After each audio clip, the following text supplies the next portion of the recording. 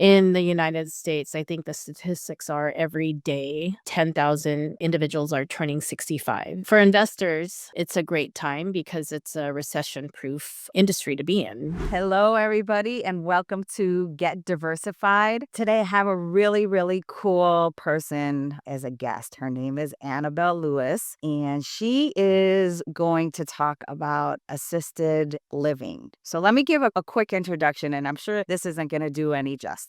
But Annabelle's a seasoned assisted living operator, investor, and compliance specialist with over 18 years of experience in senior housing. She has led development and management of both residential care homes and larger senior living communities across multiple states. Annabelle is also a certified trainer for direct support professionals in California and is known for her expertise in regulatory compliance, including writing customized program designs for licensed care settings. Oh my gosh, I don't even know what all that means. But Annabelle, welcome to the show. And hey, you, all the listeners out there and viewers, I need to tell you this. It's taken Annabelle and I about 2 years to get her on my podcast. So I am so thankful. Thank you again for joining me. So welcome to the show, Annabelle. Thanks for having me, Jackie. Cool. So let's start off by, give the listeners a brief background on who you are, other than what I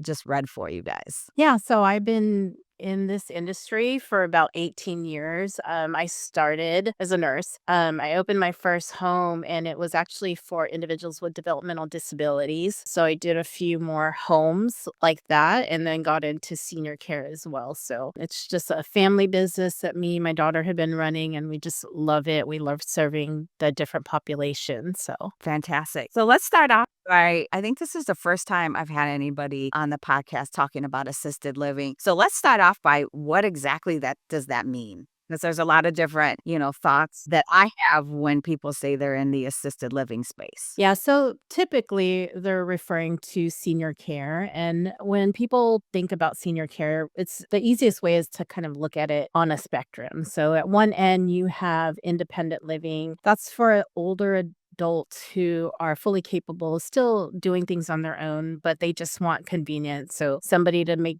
their meals for them, some housekeeping, and just less home maintenance. And then at the other end of the spectrum, you have skilled nursing, and that's more clinical where individuals need constant medical or nursing supervision. And so assisted living falls right in the middle, and it's designed for people who don't need medical care or ongoing medical care, but they do need help with those daily tasks, bathing, dressing, managing medications, stuff like that. It also could include dementia care for individuals that have dementia or Alzheimer's, but really it's about preserving independence, but still providing the right level of support that they need to be safe. And then that support can happen in different settings. It could be in like smaller residential homes. We call them residential care homes or residential assisted living. And then it can also happen in larger assisted living communities. So those are those bigger box communities that maybe have like 50 or more beds. I work in both spaces, and while each of them have a different feel in their different systems, the focus is both the same in,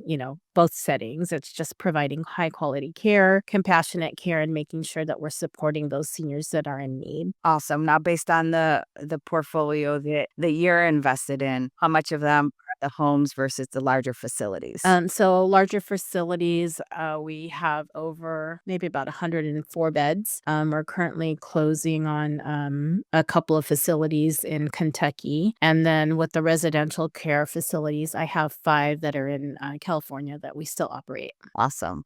Which one do you like better? I like both. Yeah, they both have their perks. So yeah. Okay. Let's get into a little bit more detail as to what it takes from an operation standpoint to run a facility or to, get the right people at the right places or to the right homes at the right time. Just a little bit about operations. Yeah, so operations, it's really important that you have the right team in place.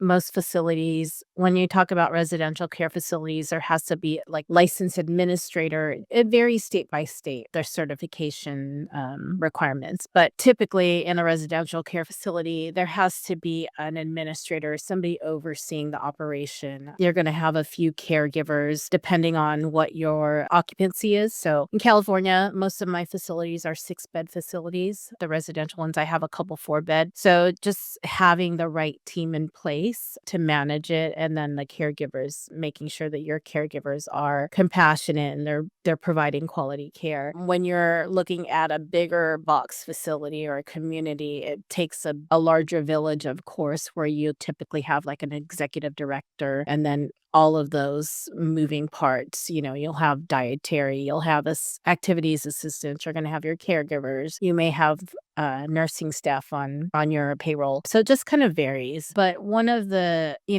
common mistakes that I see in both spaces is, especially with newer operators or investors, that those individuals are focusing very heavily on the front end of the business. So they're focused on the design of the space, hiring staff, which is, of course, it's important, but more so filling the beds and then projecting that revenue that they're going to be, getting. And of course, all of this matters, but what gets left behind is the compliance infrastructure. So that's what really is holding the business together. Compliance isn't just about following rules, but you have to have systems in place that prove you're following those regulations and those rules every day. So that means accurate care plans, medication logs, incident reports, admission packets. All of these are documents that are not just forms that, need to be signed, but it's really the legal and the operational lifeline of the business. So I see a lot of providers getting cited, fined, and even shut down just because they don't have that system in place or the documentation that's in place that's showing that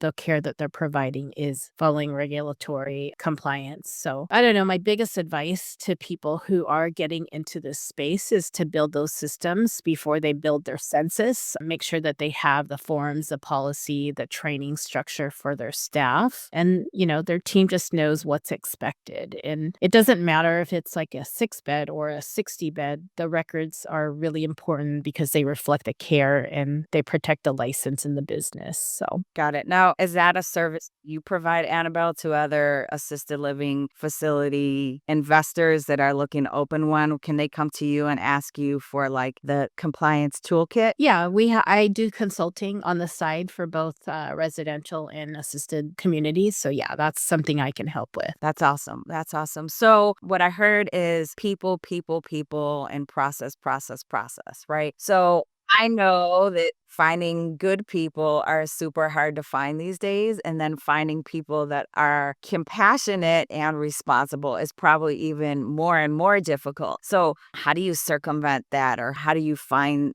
like these people that meet the criteria where you need them to be like everything, right? You need them to be compassionate. You need them to be on time and responsible. I can't imagine. But what are your thoughts on that? Again, it's just, screening the right people, making sure that one, when you're working in a licensed facility, obviously they have to go through those background checks with the Department of Justice and FBI, all of that clearance stuff. But making sure that your administrator or your director has those skills to do interviews and to really screen caregivers or individuals that are applying. And once you hire them, I think the biggest piece is training them and supporting them. Caring for people comes naturally, but the skills have to be learned on providing the care to the individuals that we're serving. So I think for us in our own facilities, training is a huge thing for us, and making sure that our employees are feeling like they're supported. We have open door policies so they can come to us whenever they have issues or concerns. So super important. Awesome. So I know the one time that we talked and we were looking at 11-bedroom here in Pennsylvania, you indicated that the cost to hire all these people are quite high. Why is it a good investment opportunity for the investors that are out there, given that your expense to your income ratio is going to be quite high?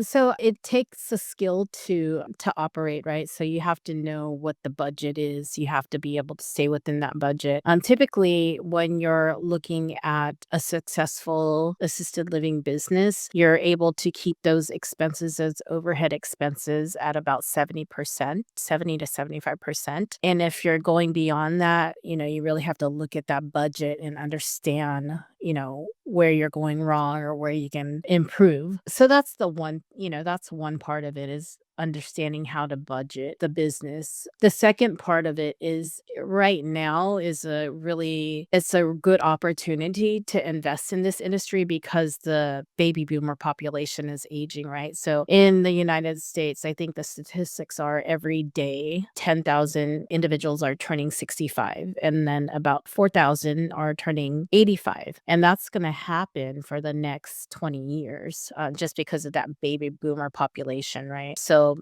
for investors, it's a great time because it's a recession-proof industry to be in because the need is always going to be there. The supply doesn't cover the need that's growing. So there's just, something has to give, right? We have to keep opening these facilities, but we need to open good facilities that are operating well. Jacqueline and Melvin, thank you so much for taking time out of your busy day to listen to this episode of Get Diversified.